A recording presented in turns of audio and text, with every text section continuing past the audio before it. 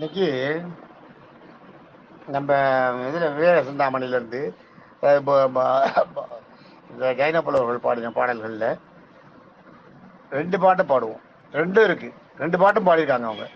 முற்காலத்தில் ஒரு பாட்டை பாடிருக்காங்க, பிற்காலத்தில் ஒரு பாடிருக்காங்க. 2 இருக்குது. 2 பாட்டையும் சேர்த்து பார்த்தா தான் இது நல்லாயிருக்கும். வேதம் மோதிய வேதியர்க்கு ஒரு மழை, வேதம் மோதிய வேதியர்க்கு ஒரு மழை, நீதி மன்னர் நெறியினுக்கு ஒரு மழை, மாதர் கற்புடை மங்கையர்க்கு ஒரு மழை, மாதம் 3 மழையென பெய்யுமே, மாதம் 3 மழையென பெய்யுமே அப்படிங்கிறது பாடல். இது வந்து அவங்க பாடினதான் கலிவிருத்தம். அதுக்கு அந்த வேதம் மோதிய வேதியர்க்கு ஒரு மழை, அதாவது பிராமணனா பிறந்தவன் வேதம் படிக்காம இருக்கக்கூடாதான். படித்தா அவன் அவன் அவன் வேதம் படித்தாதான் மழை பெய்யுமா ஊரில். வேதம் மோதிய வேதியர்க்கு ஒரு மழை, அதாவது அந்த காலத்தில் அப்படின்னா மாதம் 3 பெய்யறதுன்னு சொல்லுவாங்க. மாதம் 3 என்னன்னா 4 மாதத்துக்கு ஒரு தடவை மழை பெய்யும். அதே மாதிரி வயல்கள் எல்லாம் எங்கள் ஊரில் தஞ்சாவூர் சைடுலாம் மாதம் 3 மழை பெய்யும். 3 போகும், பயிர் விளையும். எல்லாம் பார்த்தீங்கன்னா 170 நாள் 130 நாள் பயிர் இருக்கும். 3 மாதம் 3 தரம் போட்டு எடுப்பாங்க பயிர். 3 வேளை ஒரு வருஷத்தில் 3 தரம் பயிர் எடுப்பாங்க விதைச்சி. ரொம்ப விசேஷமான இது. மாதம் 3 பெய்யுது. ஆனால் அந்த மழையெல்லாம் தவிர அப்புறம் தான் இப்போ அது வந்து 3 போகம்னுவாங்க. 3 போகம் போடுவாங்க. அதுக்கப்புறம் 2 போகமாச்சு. இப்போ ஒரு போகம் தான் நிறைய இடத்துல. இந்த காவிரி பிரச்சனைனால, காவிரியில் தண்ணி இல்லாதனால அவங்களால பண்ண முடியல. இல்லாட்டா அவங்க மாதம் 3 போகம் விளைவிச்சிருந்தவங்க. அதுதான் சொல்றாங்க வேதம். அந்த 3 மழை 3 போகன்றது விளைவிக்கிறாங்கன்னா விளைவிக்கிறதுக்கு மூல காரணம் என்னன்னா மழை தான்.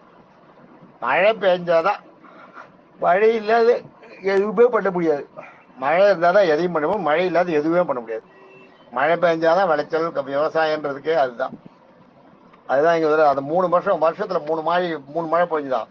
அதில் என்னென்ன மழை பெஞ்சதுன்னா வேதம் மோதிய வேதியருக்கு ஒரு மழை. வேதத்தை சொன்னாங்க இல்லையா, வேதியர்கள் அந்தணர்கள், அவங்களுக்காகவே ஒரு மழை பெய்யுமா வருஷத்தில். ஒரு மழை வந்து ஒரு சீசன் மழை வந்து அவங்களுக்கு வேதத்தை ஒழுங்காக சொல்லலை, அவங்களுக்காக பெய்யுமா. அவங்க ஒழுங்காக சொல்லலைன்னா அந்த மழை பெய்யாதான்.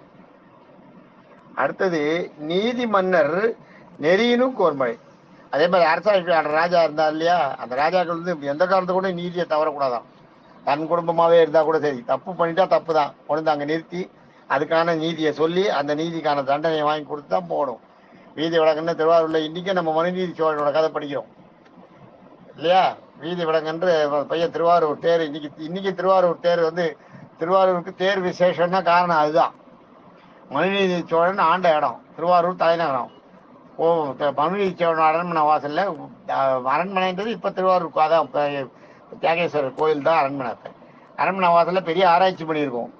அந்த ஆராய்ச்சி மணியை வந்து யார் அடிக்கிறாங்களோ, ஆராய்ச்சி மணியை யாராவது அடித்தா அவங்களுக்கு வந்து நீதி வேணும்னு அர்த்தம். ஏதோ தப்பு நடந்துருக்குது. ஆராய்ச்சி மணி அடிப்பாங்க. ராஜா உள்ளேருந்து வருவார். வந்தவொடனே என்ன குறைன்னு சொல்லுவாங்க, கேட்பாங்க. அவங்க சொல்லுவாங்க இது மாதிரி இந்த நாட்டில் வந்து எனக்கு இந்த மாதிரி எங்கிட்டேருந்து எங்கள் வீட்டில் வச்சுருந்த பணத்தை காணும், வேற ஒருத்தன் கொள்ளையை எடுத்துட்டு ஓடி போயிட்டா, அதனால கண்டுபிடிக்க முடியல. சரி போன்னு அனுப்பிட்டு மறுநாள் அவரை பிடிச்சிருவாங்க காவலர். ராஜா இவன் அடிச்சுன்னு போனவன் யாருன்னு அந்த காலத்தில் இந்த போட்டோவா இருக்கு, இல்லை கேமரா சிசிடிவி இருக்கா? அப்போ எல்லாம் ஒன்றும் கிடையாது. எங்கள் வீட்டிலேருந்து ஒருத்தன் கொள்ளை அடிச்சுட்டு போயிட்டான். எப்படி இருந்தான்? முண்டாசு கட்டியிருந்தான், கருப்பாக இருந்தான், குண்டா இருந்தான், வீட்டு கட்டியிருந்தான், காலை கீழ்ப்பாச்சி வச்சு கட்டியிருந்தான். ஏன்னா அப்போ அந்த வேஷ்டி என்ன பண்ணுவாங்க, இந்த வயலில் வேலை செய்கிற கிராமத்துக்காரங்களாம் வயலில் வேலை செய்யும்போது வேஷ்டி உள்ளே வைத்து கட்டிப்பாங்க. திட்டீங்களா கீழே கொடுத்து அப்படி கோமலை மாதிரி இப்படி வீட்டு டைட் பண்ணி கட்டிப்பாங்க. ஏன்னா நடக்கிறதுக்கு ஓடுறதுக்கெல்லாம் காலில் தடுக்காமல் நல்லா ஃப்ரீயாக ஃபாஸ்ட்டாக போகலாம். அது மாதிரி கட்டின்னு 2 பேரும் வந்தாங்க. ஒருத்தன் என் வாயை பற்றினா என் பொருளை எல்லாம் எடுத்துனா ஓடி போயிட்டாங்க. அவ்வளோதான் சொல்ல தெரியும், வேற சொல்ல தெரியாது. அதை வச்சு அந்த ராஜா யாரா இருக்குன்றதை இடம் போட்டுருவான், கண்டுபிடிச்சிவான். 4 பக்கமும் தேடி ஊரை விட்டு வெளியில் போகிறதுக்குள்ளே அவங்கள பிடிச்சி கொண்டு நிறுத்தி அவங்க எடுத்து கொள்ள வச்ச பொருளை வாங்கி கொடுத்துருவான். அவன் தான் ராஜா, இல்லைடா அவன் ராஜாவே கிடையாது. அதுதான் நீதி மன்னர் நெறியினுக்கு ஒரு மழை. அந்த மாதிரி மனுநீதி சோழன் ஆண்ட ஒரு இது. மனுநீதி சோழன் வாசலில் வந்து ஒரு பசு வந்து அடிக்கிறது, மணி அடிக்கிறது. ராஜா அதாவது அந்த மனுநீதி சோழன் அரண்மனை வாசலில் கட்டியிருக்கிற அந்த மணி அடிக்கவே அடிக்காதான், எப்பயுமே அடிக்காதான். ஏன்னா ராஜாவே பார்த்து எல்லாம் நல்லது செஞ்சிருவான், ஜனங்களுக்கு குறையே கிடையாது. குறை இருந்தால் தானே வந்து சொல்கிறதுக்கு. திடீர்னு ஒரு நாள் மணி அடிச்சுதான். மணி அடித்த உடனே ராஜா வீட்டுக்கு உள்ள அப்பதான் சாப்பிட்றதுக்கு போய் கை வைக்க போறான் சாப்பாட்டில். ராஜா அரண்மனையில் இந்த மனுநீதி சோழன் அரண்மனையில் வாசல் கதவு அடித்த உடனே சாப்பிடல. அதுதான் ராஜா போய் யாரையா விட்டு போய் என்னன்னு பாரு யாருன்னு பாருன்னு கேட்க சொல்ல சாப்பிடல. நம்ம அரண்மனை வாசல ஆராய்ச்சி மணி, அதுக்கு பேர் ஆராய்ச்சி மணின்னு பேரு. அந்த மணி அடிக்கிறதான்ட்டு சாப்பிட்றத கையை விட்டுட்டு உதறிட்டு அப்படியே எழுந்து வந்து பார்த்தானாம். எழுந்து வந்து பார்த்தா ஒரு பசுமாடு அந்த மணியோட கயத்தை வாயால பிடிச்சி விட்டு விட்டு அடிக்கிறதான். அடிச்ச உடனே ஒண்ணுமே புரியல அவருக்கு. உடனே இந்த அரசன் வந்து எல்லாத்தையும் எடுத்து விட்டுட்டு கீழே வந்து பசுமாட்டுக்கிட்டு நிற்கிறான். நின்னவன வாயில கட்டி இந்த இதை விட்டுட்டு பசுமாடு நேராக போறது. போகும்போது பின்னாடியே ராஜா என்ன பசுமாடு ஏதோ போறதுன்னு பசுமாடு பின்னாடியே போறாரு. போய் பார்த்தா அதனுடைய கண்ணுக்குட்டியை வந்து ஒரு தேர் ஏறி இருக்கும். தேர் ஏறி அந்த கண்ணுக்குட்டியை வந்து செத்து போயிருக்கும். அந்த கண்ணுக்குட்டியை நின்று அந்த மாடு ஆகுது. ஓ, கண்ணுக்குட்டி மேல தேரை ஏற்றினாங்க. யாரு தேர் ஏற்றினது? ஊர்ல அந்த காலத்துல வந்து தேர்ல ஓடுறது வந்து செல்வந்தர்களோட பிள்ளைகள், பிரபுக்கள் ஒரு போவாங்க. அந்த காலத்துல வந்து ஒரு 25 பேர் 30 பேர் அந்த குதிரை இதுல ஜெட்கா குதிரை மாதிரி இருக்குமே அதுல போவாங்க. ராஜாக்கள்லாம் தேர்லயே போவாங்க. தேர்ன்றது இன்னும் கொஞ்சம் பெருசா இருக்கும். அவ்வளவுதான், ஜெட்கா மாதிரி ஏதாவது தேர் கொஞ்சம் பெருசா இருக்கும். தேரையே இதே மாதிரி தான் இழுத்துன்னு போவாங்க. அந்த தேர்ல யாரு அந்த அந்த தேர்ல மாட்டினல தேர் யாரு? தேர்ல வந்து நான் இது படுத்தா யார் தேர் யாரோட தேர் இது? யார் கொண்டு? ராஜாக்கு தெரியல எல்லாம். அப்புறம் மந்திரி மெதுவா காதுகிட்ட வந்து ஐயா இது நம்ம இளவரசருது ஈதி விடங்கனோடது தேர் இது அப்படின்றார். அப்படின்னா என் பையனா கூப்பிட வீதி விடங்கன்னு அவர் அந்த ராஜா மனுநீதி சோழனோட புள்ள பேர். கூப்பிட்ட உடனே வரான் வீதி விடங்கன் வரான். வந்த உடனே என்ன நீ தேர் ஏற்றினியா? கண்ணுக்குட்டி மேலே ஏறிட்டான்னு. ஆமாப்பா நான் ஓட்டின்னு வந்தேன். நான் ரோட்ல தான் ஓட்டி வந்தேன். கண்ணுக்குட்டி தெரியாம ரோட்ல வந்துடுது, குறுக்க வந்துடுது அப்படின்னு சொல்றான். அதெல்லாம் தப்பு. நீ பார்த்து ஓட்டணும். நீ மெதுவா ஓட்டிருந்தானே கண்ணுக்குட்டி எப்படி தேருக்கு எடுக்கல, காலில் சக்கரத்தை மாற்ற அளவுக்கு கண்ணுக்குட்டி வந்து சாகணும்ட்டு வந்து சாகிறது தான் அந்த மாதிரி சாகும். ஆனா நடந்தது அதுதான். நான் அதை அப்புறம் சொல்றேன் அது என்னன்னு. சாகணுன்ற மாதிரி இருந்தாதான் தலையை கொண்டு கொடுத்துன்னு சாகும். இல்லாட்டா எந்த மாடு வந்து கிட்ட ஒரு வண்டி வந்தவொடனே நகராம இருக்குமா? தலையை கொண்டு வீலுக்குள்ள கொடுக்குமா? வீதி விடங்கன்னு எவ்வளவு மெதுவா வந்தாலும் தலையை கொண்டு கண்ணுட்டி அந்த கண்ணுட்டி அந்த தேருக்குள்ள தலையை கொடுத்து சேர்த்து போச்சுன்னு சொல்றான் அவன் எவ்வளவு. ஆனா ராஜா நம்பல. அந்த கண்ணுக்குட்டியோட உயிர் போனதுக்கு நீ தான் காரணம். இப்ப அந்த பசுமாடு வந்து புத்திர சோகத்தால அழுது. அதனோட குழந்தை செத்து போச்சுன்றது அழுது. இந்த நாட்டை ஆடுறவன் நான் தான். அதுக்கு நீதி சொல்லணும்னா நானும் அந்த புத்திர சோகத்தை அனுபவிச்சாதான் சரியா இருக்கும். ரெண்டாவது நீ வந்து அந்த இந்த தப்பை பண்ணினது நீ. அதனால உனக்கு இந்த தண்டனை சரியே. அதனால நீ போய் தேர்காலில் உட்காரு, நானே வண்டியை ஓட்டுறேன்ற வீத விடங்க. அதுதான் மனுநீதி சோழனோடது. என்னன்னா தேர்காலில் தன்னுடைய மகனை வச்சு தன் மகனோட கழுத்துல தேர் சக்கரம் ஏற போறதுன்னு தெரிஞ்சு தேரை ஓட்டின ஒரு ராஜா. அப்ப நீதின்றதுக்கு வந்து எவ்வளவு ஒரு மரியாதை கொடுத்துருக்காங்க. எவ்வளவு நீதி தவறாத ஆண்டவர்கள் வந்து சோழ ராஜாக்கள் வந்து நீதி தவறாத ஆண்டவர்கள். பாண்டிய ராஜாக்கள் சேர சோழ பாண்டியர்கள் நீதி தவறாத அரசர்கள். அவங்களாம் மற்ற இடத்துல இருக்கிற ராஜாக்கள்லாம் வேற. அவங்களுக்கெல்லாம் என்னன்னா ஜெயிக்கணும், தோக்கணும், நம்ம ஜனங்களை நன்னா வச்சுக்கணும், அது வரைக்கும் தான் பார்ப்பாங்க. ஆனா இந்த சேர சோழ பாண்டியர்கள் மட்டும், இந்த மூவேந்தர்கள் மட்டும் நீதின்றத கூட சேர்த்து பண்ணாங்க. எல்லாம் நீதி பரிபாலனன்றது வந்து நம்ம தமிழ்நாட்டில் அதுவும் பர்டிகுலர்லி சேர சோழ பாண்டியர்கள் தான். வேற எந்த இடத்துலையும் நீங்க அதை பார்க்க முடியாது. மற்ற இடத்துல இந்த திப்பு சுல்தான் ஆண்ட இடம், இல்ல சரபோஜி ராஜாக்கள் ஆண்ட இடம், ராஜாக்கள் ஆண்ட இடத்துலலாம் இது மாதிரி நீதியை வச்சு கதைகள் கிடையாது. நீதியை வச்சு கதைகள்னு பாத்தீங்கன்னா இங்க பல இங்கதான் பாண்டிய நாடு, சேர நாடு, சோழ நாட்டை தான். அதனால நீதியை சார்ந்து அறம் சார்ந்து அரசாட்சி நடத்தினவங்க வந்து மூவேந்தர்கள், சேர சோழ பாண்டியர்கள். அதுல என்ன பண்ணா தான் பிள்ளைய வச்சு வீதி விடங்கன்னு பேர் அந்த பையன் பேரு. அந்த பையனை தேர்காலில் வச்சு தான் பிள்ளை கழுத்துல தேர் ஏற போறதுன்றத பார்த்துன்னு தேரை ஓட்டுறான்னா எவ்வளவு மனதைரியம் இருக்கணும். அதுவும் ராஜா அவ்வளவு பெரிய தண்டனை அவனுக்கு ராஜா தண்டனை வேற யாரும் அவனுக்கு தண்டனை கொடுக்கல, அவனே அவனுக்கு கொடுத்துன தண்டனை. இவ்வளவு ஒரு பயங்கரமான தண்டனை கொடுக்கணுமா? இல்ல அந்த மாட்டை கொஞ்சம் நல்லா போஷாக்கு பண்ணி இது பண்ணலாமே. இல்ல அந்த மாடு மறுபடியும் கருவுறும் போது அந்த குழந்தைய நல்லா வளர்த்து அதனோட அந்த புத்திர சோகம் போகாத மாதிரி போற மாதிரி பண்ணலாம் இல்லையா? பசுவோட புத்திர சோகம் போற மாதிரி இல்ல. பண்ண தப்புக்கு பிராயச்சித்தம் இதுதான் பண்ணிடுறேன். வீதி விடங்கன் கழுத்துல ஏற்றி இறக்கினப்பறம் அந்த மாடு எங்கேயே பார்த்துட்டு இருக்கு. வீதி விடங்கன் கழுத்துல தேடி ஏறி அந்த பக்கம் இறங்கி ராஜா கீழே வந்து உட்காந்து அழறான் பிள்ளை. அது வரைக்கும் நீதி. தேர் வந்து வீதி விடங்கனோட கழுத்துல ஏறுற வரைக்கும் ராஜாவுக்கு நீதி, அறம் சார்ந்த நீதி. அதை நிலைநாட்டுன்றதுக்காக ஏற்றினான். தேர் ஏறி இறங்கி கீழே இறங்கினவனே புத்திரபாசம். ஐயோ மகனே, நீ இப்படி ஒரு தப்பு பண்ணனால உனக்கு இந்த மாதிரி ஒரு தண்டனை எங்கையால கொடுக்குற மாதிரி ஆயிடுச்சு. இந்த அரசன் இந்த இவன் வந்து இந்த மாதிரி எனக்கு வந்து இப்ப ஈஸ்வரன் இந்த மாதிரி ஒரு இதை கொடுத்துருக்காரு தியாகேஸ்வர். இனிமே நீ நீ செத்த அப்புறம் நான் எனக்கு புத்திர சோகம் முடிச்சு நான் எப்படி உயிரோடு இருப்பேன்? இனிமே நான் உயிரோடு இருக்கிறது சரியா இருக்காது. இது வரைக்கும் நான் என் நீதியை நிலைநாட்டுன்றதுக்காக உன்னை நான் கொன்ன தேர்ல இட்டு இப்ப நானும் உன் கூட வந்துட்டேன்னு இடுப்புல வந்து சின்ன கை வாழ் ஒண்ணு வச்சுப்பாங்க, குத்து வாழ்னு. இடுப்புல செஞ்சு வச்சுப்பாங்க. இந்த குத்துவாளை எடுத்து வயத்துல குத்திக்கிறதுக்கு போறான். அப்ப கையை பிடிச்சி நிறுத்துறாரு ஈஸ்வரன் வந்து. அந்த நின்று மாடே ஈஸ்வரனா மாறி இவரை கையை பிடிச்சி நிறுத்தி, இல்ல உன்னுடைய நீதி ஒழுவாத ஒரு ஆட்சி முறையை வெளியே காட்டுறதுக்காக நான் தான் இந்த திருவிளையாடலே பண்ணேன். அதனால நீ என்னைக்கு நீ உன்னோட இதோட நிறையா இருக்கு, நீ இன்னும் நீதி பரவாயில்ல நிறைய பண்ண வேண்டியா இருக்கு. அதனால நீ நீதி வழுவாத அரசாண்டுட்டு நீ வரும்போது என்கிட்ட வந்து சேரணும். ஈஸ்வரன் வந்து ரிஷபாருடன் காட்சி அடிச்சு தியாகேசன் அவருக்கு அனுகிரகம் பண்ணிட்டு போறாரு. இது வந்து இதுதான்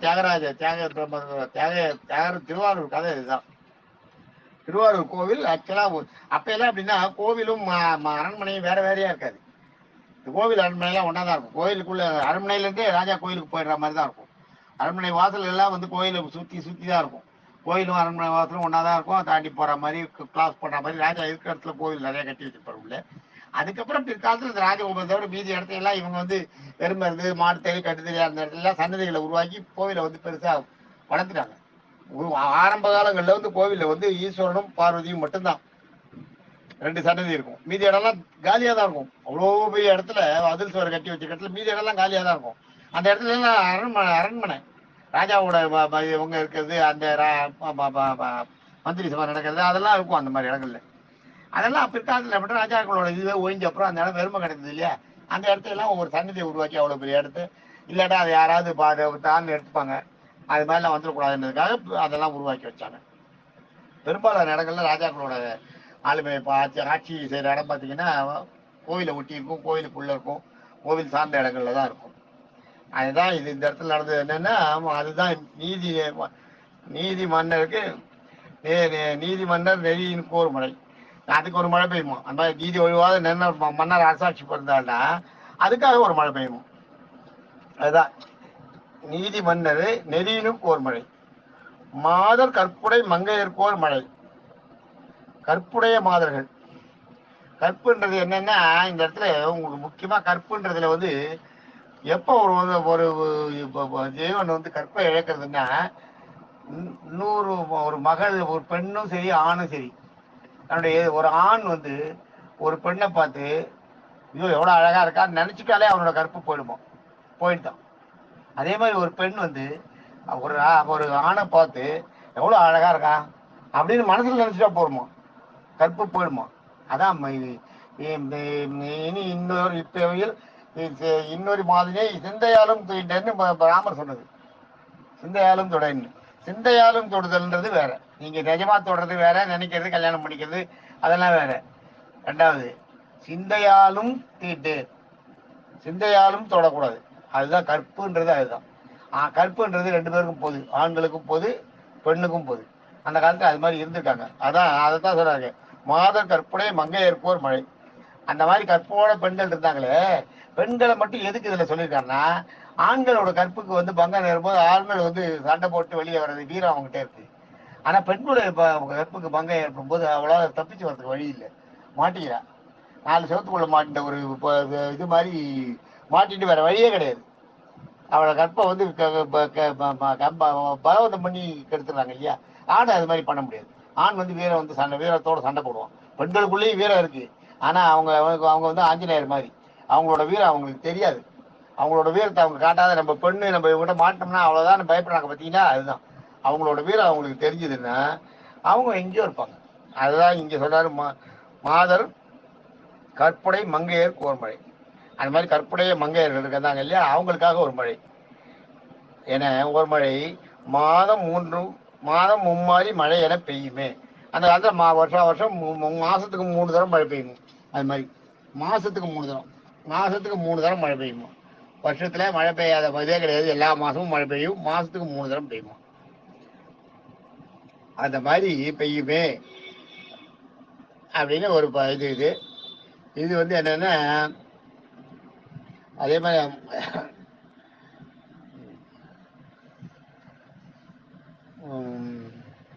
இப்ப அதுக்கு அடுத்தது பாருங்க, இன்னொரு அதே மாதிரியே ஒரு பாட்டு சொல்லிட்டாங்க. இது அது கூட சேர்த்து சொன்னாதான் சரியா வரும். இது நடுவில் வேற உபகலைகள் 2 சொன்னதுனால உள்ள போயிட்டு இதை சுருக்கமா சொல்லிடுறேன். அடுத்தது இன்னொரு பாட்டு பாடிட்டாங்க, அரிசி விட்டுடும் அந்தனருக்கு ஒரு மழை. அரிசி விற்றிடும் அந்தனருக்கு ஒரு மழை. வரிசை தப்பிய மன்னருக்கு ஒரு மழை. வரிசை தப்பிய மன்னருக்கு ஒரு மழை. பூஷனை கொன்ற பூவையருக்கு ஒரு மழை. வருஷம் மும்மழை வருஷம் மும்மழையர பொய்க்குமே. வருஷமும் மழையர பொய்க்குமே அப்படிங்கிறதாக பாட்டு. அரிசி விட்டுடும் அந்தளவுக்கு ஒரு மழை. இது என்னன்னா, அப்புறம் இந்த விந்து விருத்தி எடுக்கிறாங்களே பிராமணன் பகவதி பிச்சாந்தேகின்னு, அவங்களோட இது வந்து பிற்காலத்தில் என்ன ஆகுதுன்னா, நிறைய அவங்களுக்கு அரிசி போடுறாங்க. எல்லாரும் பிச்சை போடுறவங்க. இந்த 7 வீடு தான் வாங்கணுன்றது முதல்ல. அந்த 7 வீட்லயே எல்லாரும் ஆளுக்கு 4 படி போட்டாங்கன்னு வைங்க, பிச்சை 28 படி ஆயிடுது இல்லையா? இவனுக்கு தேவையான காப்படினா காப்படி எடுத்து வச்சுட்டு மீதியை வந்து மற்றவங்களுக்கு இவன் தானே பண்ணிடணும். ஏழை இல்லாதப்பட்டவங்களுக்கு சாதத்துக்கு, இல்லை அப்படி இல்லைன்னா பிராணிகளுக்கு, குருவிகளுக்கு, அது மாதிரி இதுக்கெல்லாம் உணவாக்கணும். அதை நிறுத்தினான். ஏன் இதை நம்ம உணவாக்கணும், நம்ம கொஞ்சம் கையில் வச்சுக்கலாமே, நாளைக்கு நம்ம போகாத சாப்பிட்றதுக்கு கிடைக்குமே, சேவிங்ஸ் பண்ணுறதுக்கு அதை கொஞ்சம் எடுத்து வச்சுனா அதை அப்படியே வச்சா கெட்டு போகுது. அதனால அதை வித்துட்டு காசாக்கி கையில் வச்சுக்கலாம், பணமாக வச்சு கையில் வச்சுக்கலாம்னு அதை வச்சுக்க ஆரம்பித்தான். அதுதான் இங்கே அதே மாதிரி அந்த 7 வீடு அடுத்தது விட்டா. 7 வீடு தானே, 7 வீட்டில் வச்சிருந்தாலும் நம்ம சாப்பிட்டது போக மீதி வித்ததுலேயே நம்மளுக்கு ஒரு 50 ரூபா நிற்கிறது கையில். நம்மளால முடிஞ்ச வரைக்கும் ஃபுல்லாக எடுத்தோம்னா எப்படி 200 300 ஒரு நாளைக்கு நம்ம சேவிங்ஸ் பண்ணிடலாம் போல் இருக்க. அதனால இப்போ இன்னும் போட்டு இன்னும் கொஞ்சம் சம்பாதிக்கிறதுக்கு பார்ப்போம் அப்படின்ட்டு கொஞ்சம் தாண்டா பார்த்தீங்களா 7 வீட்டு நம்பரை. அதான் கலிகாலம். அதுதான் சொல்ல இன்னும் அதிகமாக பிச்சை எடுக்கிறதுக்கு போகுது. அதான் வேதம் மோதிய வேதியருக்கு ஒரு மழை. வாதால வேதம் அதே மாதிரி வாயில வேதம் சொல்லிட்டு இப்போ சொல்லி அந்த காலத்தில் கல்யாணத்துக்கு வந்து வீட்டில் ஒரு விசேஷத்துக்கு வந்து வேதம் சொல்லி மந்திரம் சொல்லி பண்ணாருன்னா அவருக்கு தட்சணைன்னு அவர் கேட்க மாட்டார். ஞாபகம் வச்சுங்க, தட்சணை அவர் வாயால கேட்கக்கூடாது. நீங்கள் தட்சணை கொடுக்காத அனுப்பக்கூடாது, அது வேற. தட்சணை கொடுத்து தான் அனுப்பணும். ஆனால் அந்த தட்சணை எவ்வளோ தெரியுமா? 1 ரூபா கூட வைக்கலாம். அவர் வந்து ஏன் 1 ரூபா வச்சுன்னு கேட்கக்கூடாது. அதே அவர் பொது காரியத்துக்கு தான் செலவு பண்ணணும். வேதத்தை விற்கக்கூடாது அது. ஆனால் இப்போ பாருங்க, இதுலயே பார்த்துட்டு ஒரு டெத்துனா 50,000 கொடுக்குறியா, அப்போதான் ஒரு 50,000 சார், 70,000 சார் இப்போ பணத்தை எடுக்கிறதுக்கு வேலை பேசுறாங்க. எவ்வளோ நிறைய இருக்கு. அது மாதிரி இதுல வந்து அரிசி விட்டுடும் அந்தளருக்கு ஒரு மழை. அரிசியை வித்து காசாக்கி சொத்து சேர்க்கிற அந்தளருக்கு ஒரு மழை. வரிசை தப்பிய மன்னருக்கு ஒரு மழை. வரிசை தப்பிய மன்னர்னா என்ன தெரியுமா? அவங்க பிள்ளைன்னு தான் வரணும். ஒரு ராஜாவுக்கு 3 பிள்ளை இருந்ததுன்னா முதல் பிள்ளை தான் அரசாடும். மீதி 2 பேரும் உப அரசர்கள் தான். அவங்க பாட்டுக்கு அப்படியே இருப்பாங்க, இளவரசர்களாகவே இருப்பாங்க. பெரிய பிள்ளையோட முதல் பிள்ளை மறுபடியும் அது பிறந்து பெருசாகிற வரைக்கும். அதுக்கப்புறம் இந்த 3 பேருக்கு கல்யாணம் குழந்தை பிறக்கிறதுல 2ஆவதா ராஜா இருக்க, அதுல எது மூத்த குழந்தையோ அது பட்டத்துக்கு வரும். அது முதல் ராஜாவா இருக்கானே அவனோட பிள்ளைன்னே கிடையாது. 2ஆவதா இருக்கவன் பிள்ளை கூட பட்டத்துக்கு வரலாம். அதுக்கப்புறம் அதான் அது அப்புறம் சொல்றேன், அது ஒரு கதை இருக்கு. அந்த மாதிரி அது எப்போ வர முடியும்னா, 2ஆவது மகனுடைய பிள்ளை முதல் ராஜாவுடைய பிள்ளைய விட அதுக்கு அடுத்தது வந்து இளவரசர் 2-3 பேர் ஒரு குடும்பத்தில் இருக்காங்கன்னு வைங்க. ஒரு அரச குடும்பத்தில் மூத்தவனுக்கு பட்டாபிஷேகம், மீதி 2 பேரும் இளவரசர்கள். அவங்க அங்கதான் இருப்பாங்க. ஆனா இந்த அவங்களுக்கு 3 பேரும் கல்யாணம் ஆயிடுது. 2ஆவது பிள்ளைக்கு குழந்தை, அப்புறம் ராஜாவுக்கு குழந்தை பிறந்ததுன்னா 2ஆவது பிள்ளைக்கு பிறந்த குழந்தை இருக்க அதுதான் ராஜாவாகும். ராஜாவோட பிள்ளை அடுத்த தலைமுறையில இளவரசன் ஆயிடும். அந்த மாதிரி தான் வச்சிருக்காங்க நம்ம பண்பாடு. யார் முதல்ல பிறக்காங்களோ அவங்க தான் முதல் ராஜா. மூத்தவன் யாரோ அவன் தான் ராஜா. அந்த வம்சத்துல அந்த வழியில அந்த பங்காளிகள்ல மூத்தவன் யாரோ அவன் தான் முதல் ராஜா. மற்றவர்கள்லாம் இளவரசர்கள்னு வச்சிருக்காங்க. அதனாலதான் பாண்டவர்களுக்கும் கௌரவர்களுக்கும் பிரச்சனை ஆரம்பிச்சது அதுதான். அதை நான் சொல்றேன் அப்புறம். அந்த மாதிரி இதுல வந்து என்னன்னா, உங்களுக்கு வரிசை தப்பிய மன்னருக்கு ஒரு மழை. அந்த மாதிரி நேரத்துல ராஜா என்ன பண்ணுவான்னா, ராஜாவுக்கு ஒரு குழந்தை பிறந்திருக்கு. ஆனா ராஜாவோட தம்பிக்கு குழந்தை முன்னாடியே பிறந்துருது. தம்பிக்கு பிறந்த குழந்தை மூத்ததா இருக்கு. ராஜாவோட குழந்தை வந்து சின்னவனா இருக்கான்னு வைங்க. அந்த நேரத்தில் ராஜா ஏதாவது திருட்டுத்தனம் பண்ணி தான் பிள்ளைய அரசாங்கணுன்றதுக்காக அந்த 2ஆவது ராஜாவோட பிள்ளைய கொன்னுடுறதோ, இல்லை அவனை வந்து நாட்டை விட்டு அனுப்பிடுறதோ, இல்லை அவன் மேல ராஜா துரோக வழக்கை எதையாவது போட்டு அவனை வந்து சிறைச்சேதம் பண்ணுறது, இல்லை எதையாவது ஒண்ணு. அதான் நான் வரிசை தப்பிய மன்னர். அதுதான் அந்த மன்னர் அந்த வரிசையை தப்ப வைக்கிறது. அந்த மரபு என்னவோ அதை மீறி செய்ய வைக்கிறது. அதுதான் வரிசை தப்பிய மன்னருக்கு ஒரு மழை. புருஷனை கொன்ற பூவையருக்கு ஒரு மழை. அது தெரியும் உங்களுக்கு. புருஷனை கொன்ற பெண்கள்ன்றது வந்து இப்போ பெண்கள்ன்றது இப்பயும் இருக்காங்க. பொண்களை கொன்ற புருஷனும் இருக்கா, ஆனா புருஷனை கொன்ற பொண்களும் இருக்காங்க. அது எதுக்கு காரணம்ன்றது எத்தனையோ காரணங்கள் இருக்கு. மெயினான காரணம் வேற ஒரு லிங்க், வேற ஒரு தொடர்பு இருக்கும்போது தான் அதை தைரியமா பண்ணுவாங்க. மற்றபடி இப்போ அடிச்சு கொல்ற அளவுக்கு போக மாட்டாங்க. அதை சொல்றாங்க. அதான் அப்போ அவங்களுக்கு கற்புன்ற பேச்சே இல்லை, கற்புக்கே இடம் இல்லை இல்லையா? அதுதான். அது மாதிரி இருந்ததுன்னா புருஷனை கொன்ற போயர் கோர்மழை வருஷம் 3 மழையென பொய்க்குமே. அப்ப எல்லாம் என்னன்னா இது மாதிரிலாம் பண்ணும்போது மாசம் 3 மழை பெஞ்சிருந்து போய் வருஷத்துக்கு 3 மழையாகி அதுவும் பொய்யாயிடுமா. இவங்கெல்லாம் இவங்களோட கடமைகளை மீறினாங்கன்னா, அதாவது வேதத்தை ஓதிட்டு பணம் வாங்குற அந்தனர், வேதத்தை ஓதி வேதத்தை காசாக்குற அந்தனர், வரிசை தப்பி அரச வரிசைகள் இருக்க மரபுகளை தப்பி ஒருத்தரை தனக்கு வேண்டியவங்களை அரசனாக்குற அந்த இது, தனக்கு வேண்டியவங்களுக்கு விஷயத்தை செய்யற அந்த அரச நீதியை தப்பின ஒரு அந்த அந்த வரிசை தப்பிய மன்னருக்கு ஒரு மழை, புருஷனை கொன்ற பூயர் தன் கணவனை தானே கொல்றதுக்கு வழி பண்ணிடுற அந்த பூயர்களுக்கு ஒரு மழைன்னு, இது மாதிரி இந்த மழை மாசத்துல 3 மழை இருந்தது போய் வருஷத்துக்கு 3ஆ பெய்ய ஆரம்பிச்சு இந்த மழையும், வருஷத்துக்கு பெஞ்ச இந்த 3 மழையும் இந்த 3 கண்டிஷன் வரும்போது அதுவும் பொய்யாயிடுமா. அப்ப மழையே இல்லாமல் நாடு நாசமாகும் அப்படின்றது சொல்றாங்க. அதை ஒரு பாட்டு முதல்ல ஒரு பாடிட்டார், ஒரு ஜெயின ரிஷி பாடிட்டார். அதை பாடின உடனே இன்னொருத்தர் வந்து அது மாதிரி இல்லை இப்படியும் ஒன்று இப்படியும் ஒரு பாட்டை பின்னாடியே பாடுறது. அதுதான் இது. அதான் முதல் பாட்டு என்னன்னா, வேதம் மோதிய வேதியர் கோர்மழை, நீதி மன்னர் நெறியின் கோர்மழை, மாதர் கற்பனை மங்கையர் கோர்மழை, மாதம் மும்மாறி மழை என பெய்யுமே. அதுக்கு அடுத்து இன்னொருத்தர் பாட்டு என்ன, அரிசி விட்டுடும் அந்தனருக்கு ஒரு மழை, வரிசை தப்பிய மன்னருக்கு ஒரு மழை, புருஷனை கொன்ற பூயருக்கு ஒரு மழை, வருஷம் மும்மாறி மழை என பொய்யாகுமே அப்படின்றதாக இது அர்த்தம். கொஞ்சம் பெருசாகிட்டு, ஆனால் இந்த 2 பாட்டையும் சேர்த்து சொன்னாதான் வரும். இதில் நடுவில் உபகதைகள் வந்ததுனால கொஞ்சம் அதிகமாகிடுச்சு. நாளைக்கெல்லாம் அவ்வளோ இருக்காது. தேங்க்யூ.